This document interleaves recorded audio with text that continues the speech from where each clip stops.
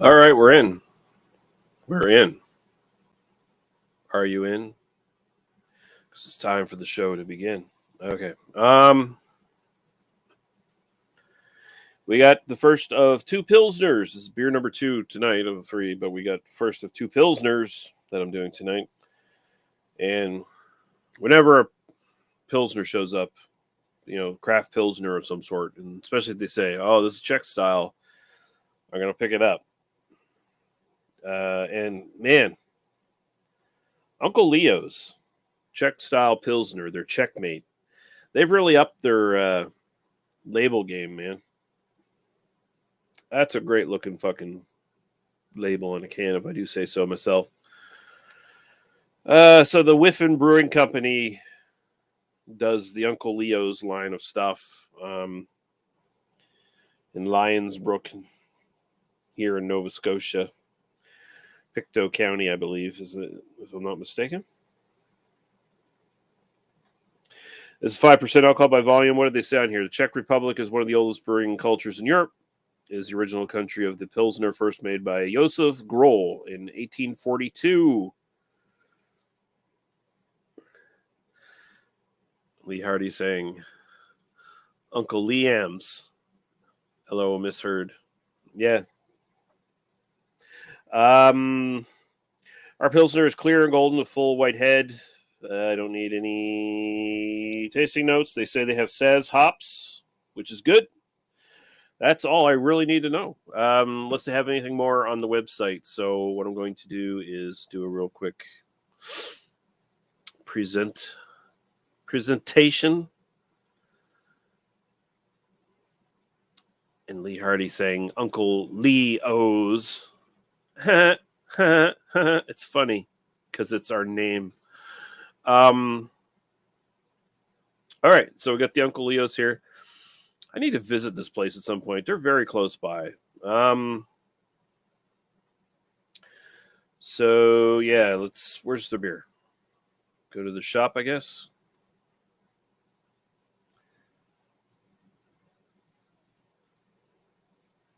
Yes, I am of age. All right, the Irish Red Smoke Porter. Czechmate, that's what we want. And this is the same thing they said on the can.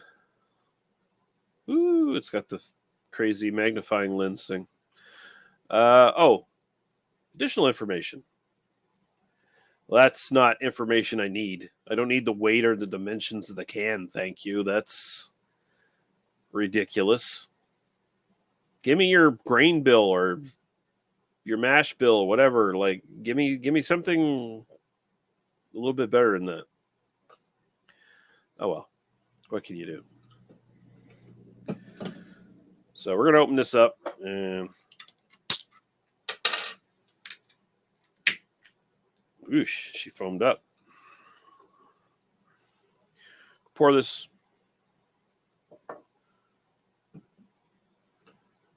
Yeah, only if I want to ship it, apparently.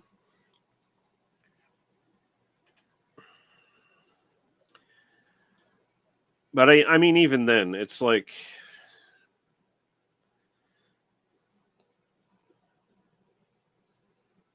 I'm sure that's useful for someone who's shipping in bulk or whatever. But if I'm shipping this to anyone, it's going to be like 2 cans or something, Like...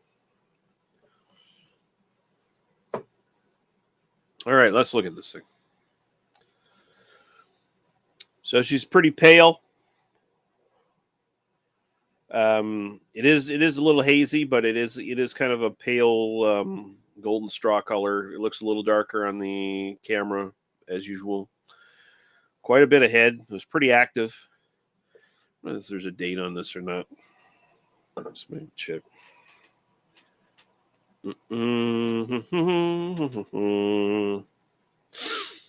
No, there is not. Okay.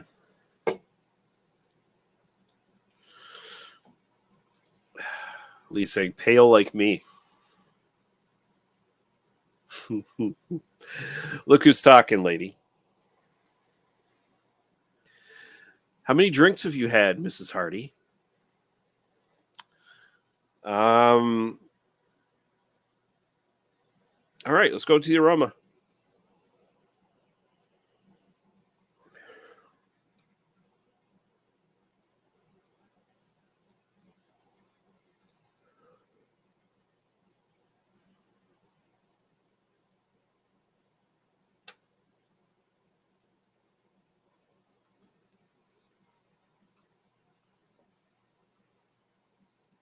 Miss them you very much.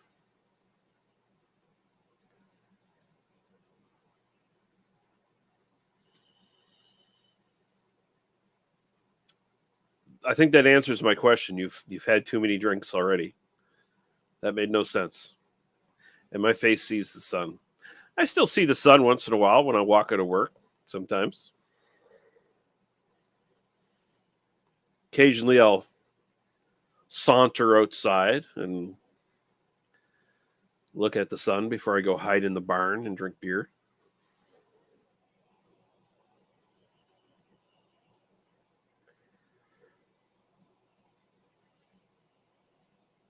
So it's grainy.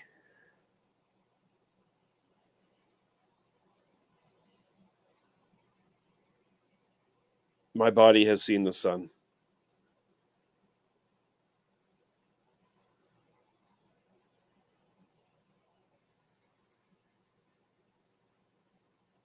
Oh, miss. Thank you very much. Yeah, I know. I fucked that up.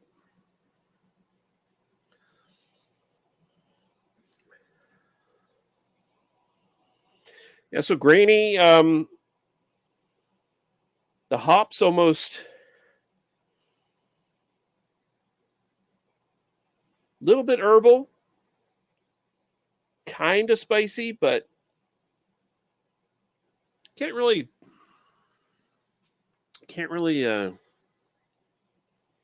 pin down the note I'm getting here. Maybe it'll be better when I get to the actual drink. Smells all right. It's not the best smelling Pilsner from around the region I've had, that's for sure, but it's okay. And Lee is doing the dishes. Her hands are wet. All right. Cheers. We'll go to the taste and see what we think.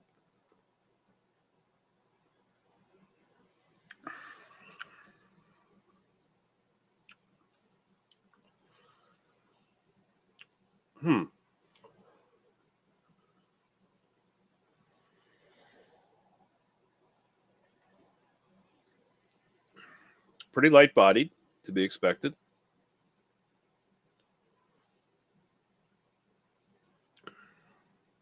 Very grainy. A lot of the malt is coming through.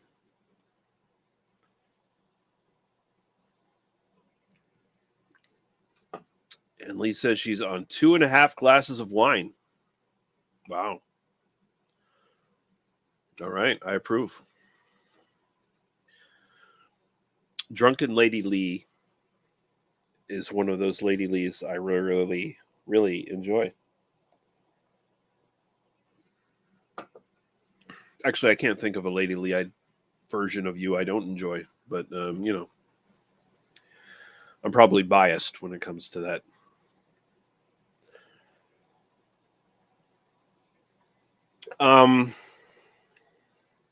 There's a weird bubblegummy note to this. I don't know if it's coming from the hops or if it's a brewing flaw.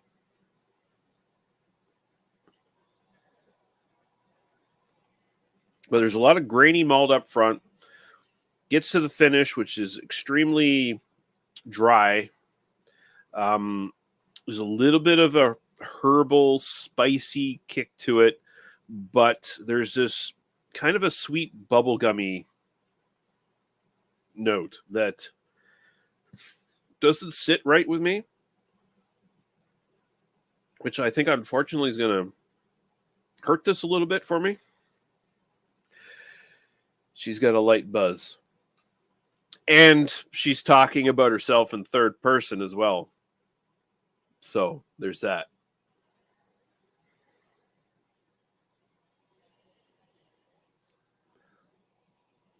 The aroma is actually starting to come out much better, though, now.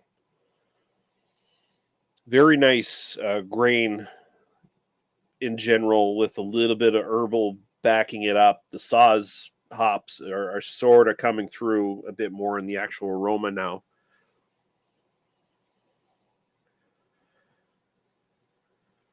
There's an earthiness, there's a dryness. It's just that slight sweet bubblegummy note in doing housewife duties. Well, I don't know. I don't know about that. I'm sure Ryan does his fair share when he gets the chance when he's not working. And we got CB Fall saying, very cool review, Lee. Thank you very much, man. Hope you're doing well tonight.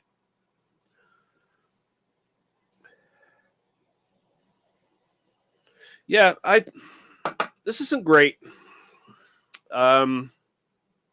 Unfortunately, we're kind of spoiled for like tons of sort of just micro brewed pilsners now, craft pilsners, and there's so many places around that are doing them like exceptionally well that when one's just kind of like, it's okay, it really kind of falls short compared to like some of the stuff out there that's just fucking amazing. I hope Garrison brings back their what is it, the Tesoro or whatever the fuck it's called, which is the sort of German Pilsner, the sort of dry German Pilsner they do, which is a fucking just a world beater. And I mean, then you've always got the mainstay of Church Brewing with their Pilsner, which is fucking fantastic. And then there's all kinds of other little ones here and there. I've pretty much covered them all at this point on my channel. And there's plenty of great ones out there. And this one's just not a great one. It's just kind of good. It's kind of good. There's a little bit of an off note that kind of rubs me the wrong way a little bit.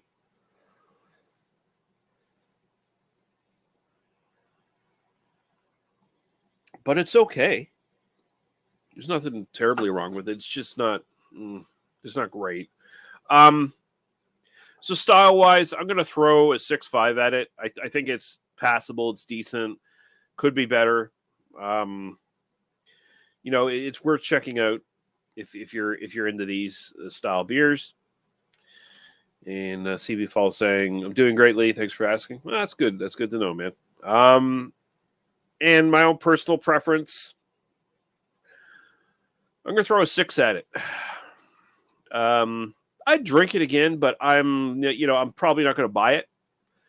I would be interested, like if Uncle Leo's, I didn't check out their website too extensively, if they have like a tap room or something like that.